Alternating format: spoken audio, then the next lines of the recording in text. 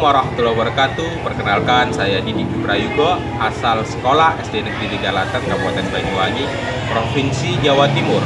Saya adalah calon guru penggerak angkatan 7. Kesimpulan pada sesi ini, menurut Ki Hajar Dewantara, mengenai pemikiran tentang dasar-dasar pendidikan, yang pertama yaitu menuntun. Menuntun berarti mengarahkan atau membimbing potensi sesuai dengan kodrat yang ada pada diri siswa, untuk menjadikan siswa yang selamat dan bahagia, dan sebagai manusia atau anggota dari masyarakat. Kemudian, menurut Ki Hajar Dewantara yang kedua yaitu kodrat anak. Dalam hal ini kodrat anak terbagi menjadi dua, yaitu merdeka dan bermain. Merdeka artinya bebas atau manusia yang tidak tergantung pada orang lain, melainkan bersandar pada kodrat yang dimiliki anak. Bermain merupakan salah satu kodrat yang dimiliki oleh anak. Maka bagaimana kita sebagai seorang pendidik harus memfasilitasi pendidikan yang menyenangkan dan dapat menggabungkan permainan dalam pembelajaran. Yang berikutnya yaitu pendidikan yang berpihak kepada anak. Artinya, pendidikan yang bertumpu atau menitik beratkan kepada anak sebagai prioritas utama, pendidik hanya sebagai fasilitator. Dan yang terakhir, bukan tabula rasa. Artinya, anak yang terakhir di dunia ini bukan hanya kertas kosong yang dapat kita coreti dengan keinginan guru. Pada dasarnya, anak itu terlahir sudah pada kodratnya yang dimiliki, akan tetapi masih samar-samar. Sehingga sebagai seorang guru, kita harus dapat menuntun atau menebalkan garis yang samar-samar agar dapat terbentuk sesuai dengan kodrat yang dimiliki oleh anak. Hal yang terpenting adalah sebagai seorang pendidik, kita harus dapat melayani anak dengan sebaik-baiknya sesuai dengan kodratnya, sesuai dengan semboyan Ki Hajar Dewantara, yaitu Engarso Sungtulodo, artinya jadilah panutan atau contoh yang baik. Kemudian Ematio Mangunkarso, jadilah seorang guru yang penuh dengan ide-ide atau inovasi. Dan terakhir Tukmuri Handayani, artinya jadilah pendorong.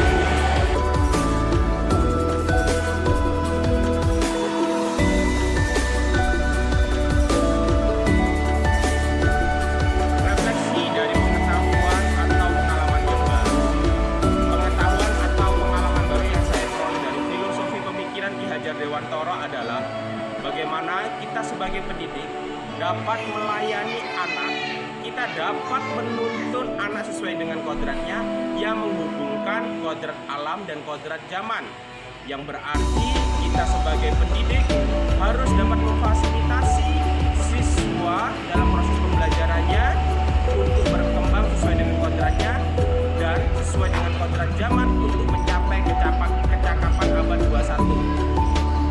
Mari kita benahi proses pembelajaran di kelas dan di sekolah yang disesuaikan dengan pemikiran Ki Hajar Dewantara.